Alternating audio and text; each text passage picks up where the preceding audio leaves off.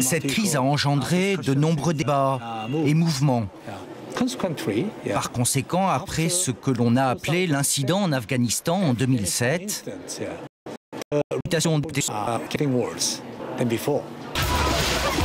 en Corée, le prosélytisme protestant commence à lasser une partie de la population.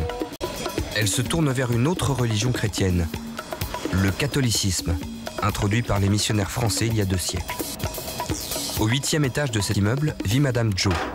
Elle est catholique et elle critique les méthodes des protestants. Les protestants forcent trop les gens et les gens se braquent. Nous, les catholiques, nous sommes plus discrets. Dans cet immeuble, il y a des gens qui n'appartiennent pas à notre église, mais nous ne les forçons pas, parce que nous avons connu ça. La foi ne doit pas naître par la force. C'est la différence entre les catholiques et les protestants. Il est 20h. Monsieur Jang rentre du travail.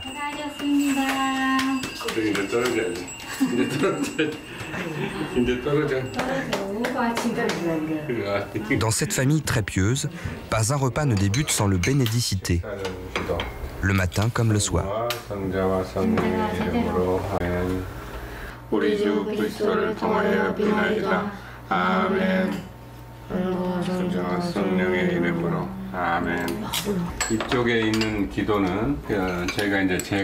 Les prières et une autre pour le soir avant le dîner. C'est moi qui les ai écrites. Ancien bouddhiste, M. Jang s'est converti au catholicisme par amour pour sa femme, mais aussi par conviction. Lorsque le pays traverse des difficultés, les prêtres prennent les problèmes à bras-le-corps. Mènent derrière eux et la population, que je me suis converti. Historiquement, les catholiques se sont en effet illustrés par leur mobilisation. Sous la dictature, ils ont pris la tête des mouvements en faveur de la démocratie. La cathédrale Myeongdong, le premier édifice catholique de Corée, servait alors de refuge aux contestataires poursuivis par la police. C'est au pied de cette même cathédrale que les prêtres ont repris le combat après l'arrivée au pouvoir de l'actuel président conservateur.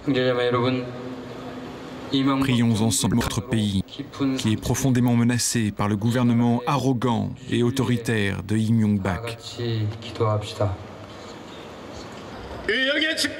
Les prêtres demandent au président de prêter une oreille plus attentive aux revendications des classes populaires et de garantir une meilleure distribution des richesses.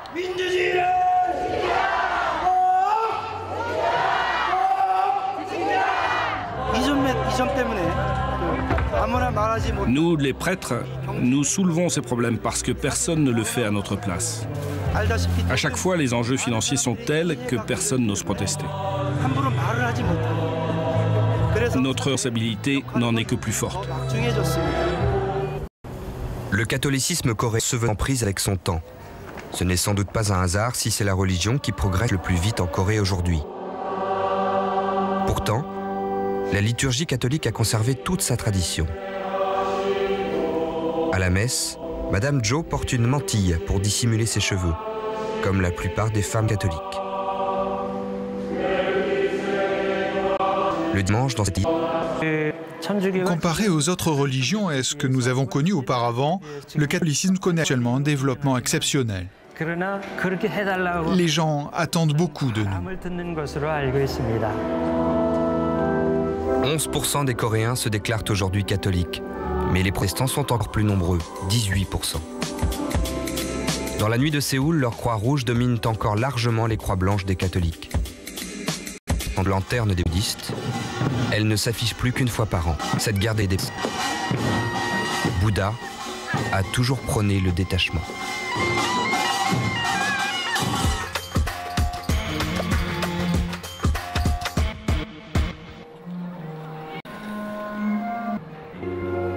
Mémorial de l'indépendance de Séoul, c'est l'histoire d'un pays meurtri qu'on exile. 1000 ans de civilisation contre l'envahisseur.